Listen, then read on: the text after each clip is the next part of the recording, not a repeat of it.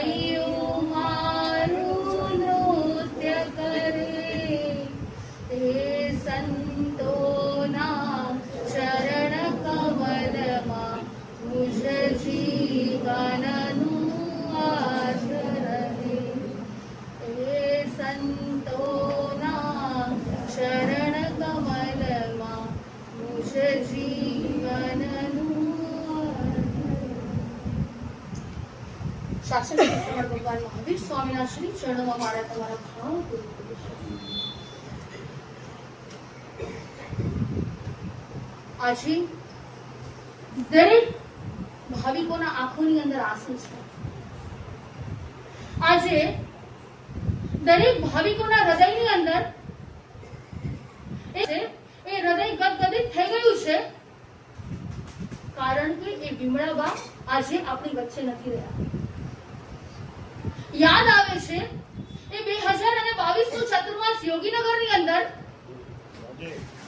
જ્યારે અમે ગોચરી માટે જઈએ અને એ 93 વર્ષ હોય તો પણ ભલે, એ 90 વર્ષની ઉંમર હોય તો પણ ભલે, અને ઘરે ગયા હોય અને એવો ને એવો એમનો પડકાર, એવો ને એવો એમનો હોકારો, અને અમે જઈએ અને બોટાદ સંપ્રદાયના માસતીજી ખાલી નામ સાંભળે ને, અરે આ તો અમારા માસતીજી આવ્યા છે, અરે આ તો અમારા માસતીજી આવ્યા છે, અને એટલા જ હૃદયની અંદર ઉત્કૃષ્ટ ભાવ. વિમળાબેન, જોજો નામ પણ કેવું છે, વિમલ. વિમલ એટલે કે શુદ્ધ. જીવનું જીવન પણ એટલું જ વિમલ હતું, તેમની સાધના પણ એટલી જ વિમલ હતી, તેમની આરાધના અને ઉત્કૃષ્ટતા અને એમના ભાવો પણ એટલા જ વિમલ રહેલા હતા. અને જ્યારે જઈએ એ ઉત્કૃષ્ટ ભાવે ઓરાવે અને અમે પૂછીએ કે શું કરો છો વિમળાબા, આખો દિવસ શું કરો છો? આખો દિવસ આ બેડ રેસ્ટની અંદર તમારો સમય કેવી રીતે પસાર થાય છે? અને એ સમયે એ વિમળાબા કહે કે માસતીજી આખો દિવસ લોગસની માળા કરું છું, આખો દિવસ નવકાર મંત્રની માળા કરું છું, સવાર અને સાંજ એ રાયસી પ્રતિક્રમણ કરું છું. જો પહેલા ધર્મ કરેલો હોય ને તો છેલ્લા સમય યાદ આવે. અહીંયા બેઠેલા દરેક વ્યક્તિ માટે આ પ્રાર્થના સભા એ યાદ રાખજો, આ પ્રાર્થના સભા નથી, આ તો એક વૈરાગ્યનું નિમિત્ત છે. આવી જ પ્રાર્થના સભા મારી અને તમારી પણ રહેશે.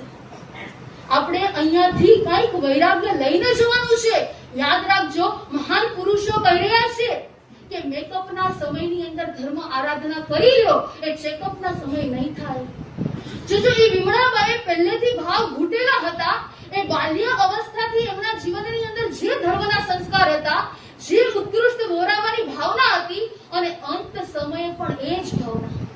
કદાચ અહીંયા ભાઈ આવેલા છે, એમને તમને ભક્તિથી તરબોળ કરી દીધા, એકદમ ભાવ વિભોર કરી દીધા, અને અમે હમણાં આવતા હતા અને છેલ્લે એ ભાઈ સમજાવતા હતા કે માં છે ને, માં તે માં, બાકી બીજા બધા વગડાના વાહ.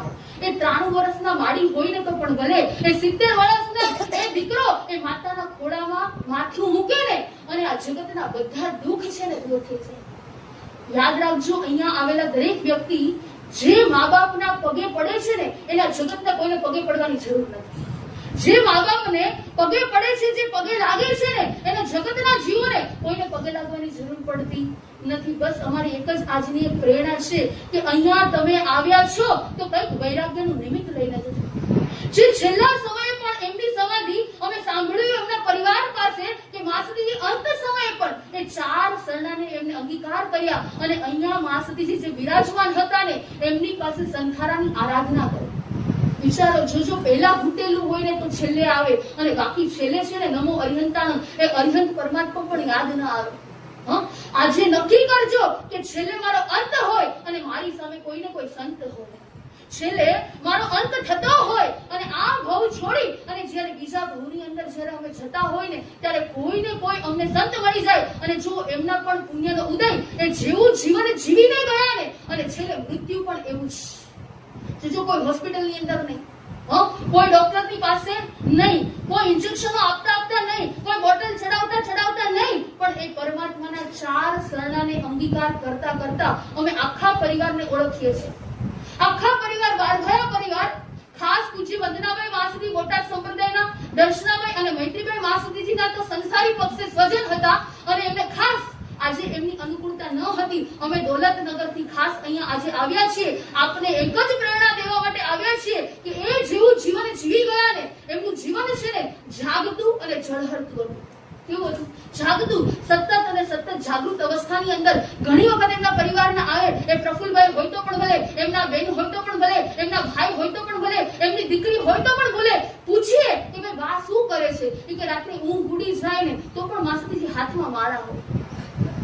શું હોય? માળા હોય. હું તમને પૂછું કે છેલ્લા સમય આપણે અહીંયા બેઠેલામાંથી એ છેલ્લે ધર્મ રૂચશે કે નહીં રૂચે? જો પહેલા કરેલો હશે ને તો છેલ્લા સમય આપણને એટલે થોડી થોડી આરાધના, ભલે થોડો થોડો ધર્મ, એમને આજે જે ધર્મ આરાધના કરી એમના મૃત્યુને મહોત્સવ બનાવી દીધો, એમના મૃત્યુને મહોત્સવ બનાવી દીધો. બસ પ્રભુને આપણે એ જ પ્રાર્થના કરવાની છે. જો તમે કેટલું જીવ્યા ને બહુ મહત્વનું નથી. 90 વર્ષ હોય તો પણ ભલે, એ 70 વર્ષ હોય તો પણ ભલે, કોઈના 60 વર્ષ હોય તો પણ ભલે, અને કોઈ સેન્ચુરી કમ્પ્લીટ કરે તો પણ ભલે, તમે કેટલું જીવ્યા એ મહત્વનું નથી. યાદ રાખજો, તમે કેવું જીવ્યા ને એ બહુ મહત્વનું છે. લોકો ક્યારે યાદ કરે છે? આજે આટલી જનમેદની જોઈએ તો છેલ્લે સુધી અહીંયા આટલી પ્રાર્થના સભાની અંદર આટલા બધા ભાવિકો, બસ એમનું જીવન આપણને એ જ મેસેજ આપે છે કે લોકો ક્યારે યાદ કરે છે. જેના જીવનની અંદર કોઈ ફરિયાદ નથી ને, યાદ રાખજો, જેના જીવનની અંદર કોઈ ફરિયાદ નથી ને એને જ વ્યક્તિ ફરી ફરીને યાદ કરે છે.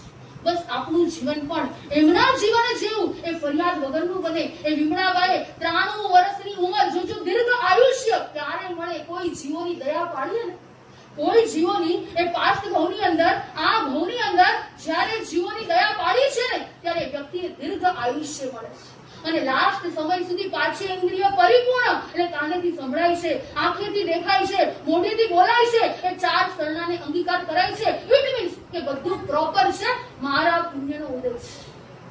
એમ જીવન જેવું જીવી ગયા. બસ આજે દરેક પરિવારના લોકો, એ કોઈના માતા હશે, કોઈના બેન હશે, કોઈના ભાભુ હશે, કોઈના મામી હશે, કોઈને કોઈ પ્રકારના રિલેશન હશે, દરેકના આંખોની અંદર આંસુ છે. પણ બસ આપણે આર્ત ધ્યાન અને રૌદ્ર ધ્યાન નથી કરવાનું. એમના જીવનની અંદર જે ધર્મ ગમતો હતો, એમને જે પરમાત્મા ગમતા હતા, એમને જે સાધુ સંતો પ્રિય હતા, એમને જે ગમતું હતું ને, આજે દરેક વ્યક્તિ એક નિયમ કરજો.